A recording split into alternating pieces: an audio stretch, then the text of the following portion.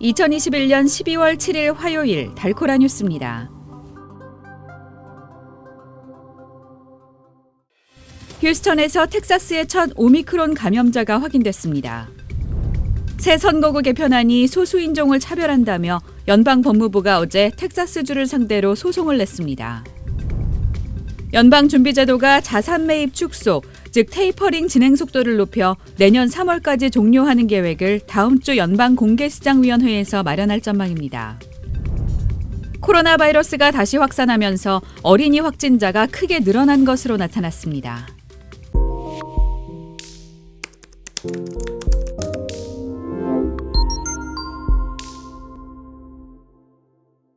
휴스턴에서 텍사스의 첫 오미크론 감염자가 확인됐습니다. 첫 오미크론 확진자는 해리스 카운티 서북 지역 출신의 40대 여성인 것으로 전해졌습니다. 리나 히달고 해리스 카운티 판사는 이 여성이 최근 다른 지역을 여행한 적은 없는 것으로 확인됐다고 밝혔습니다. 코로나 바이러스 오미크론 변이는 현재 지구촌 곳곳에 계속 퍼지고 있습니다. 남아프리카 공화국에서 처음 보고된 지 약 2주 만에 최소 54개 나라에서 감염자가 발견됐습니다.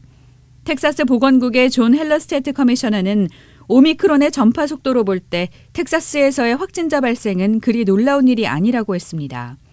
그러면서 백신을 맞고 마스크 쓰기와 사회적 거리 두기 같은 개인 방역을 철저히 하라고 당부했습니다. 새 선거구 개편안이 소수인종을 차별한다며 연방법무부가 어제 텍사스 주를 상대로 소송을 냈습니다. 텍사스는 인구 증가를 선거구에 반영해 2022년 선거부터 연방 하원 의석수가 지금보다 2석 늘어나 38석이 됩니다. 2020년 인구조사에 따르면 인구 증가의 95%는 히스패닉, 흑인, 아시아계 미국인 등 소수인종이 주도했습니다. 텍사스의 백인 인구는 40% 이하로 히스패닉과 거의 비슷한 숫자입니다. 하지만 선거구 개편안은 새로운 2석을 백인 유권자가 많은 지역에 배정했습니다. 메리 갈랜드 연방법무장관은 텍사스의 선거구 개편안이 흑인과 라틴계 유권자 표의 중요도를 희석해 결과적으로 이들의 표가 다른 시민의 표보다 덜 중요하게 만든다고 주장했습니다. 한편 텍사스주는 선거구 개편안이 소수계 주민을 적절히 반영하고 투표권법을 준수했다고 맞서고 있습니다. 연방준비제도가 자산 매입 축소, 즉 테이퍼링 진행 속도를 높여 내년 3월까지 종료하는 계획을 다음 주 연방공개시장위원회 FOMC에서 마련할 전망입니다. 연준이 불과 한 달 만에 조정에 나선 것은 예상을 넘어선 물가 상승과 고용 회복 때문입니다.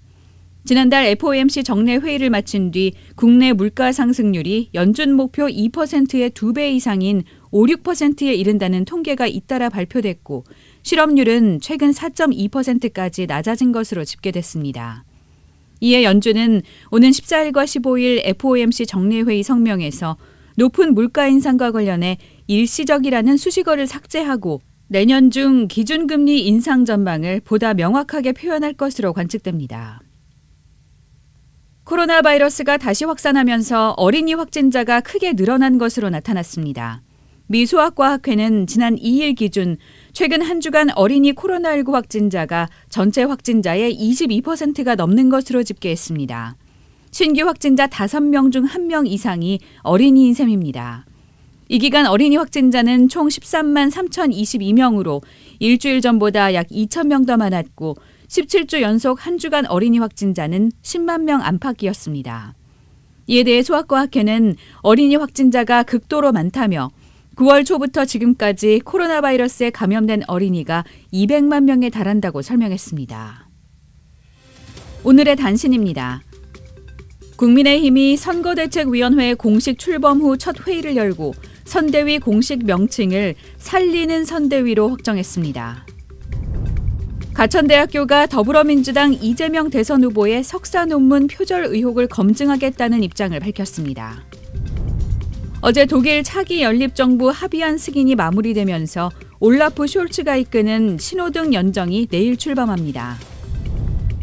코로나19 때문에 학교 수업에서도 차질이 장기화하면서 전 세계 학생이 평생 벌 생애 소득이 17조 달러가량 감소할 수 있다는 분석이 나왔습니다.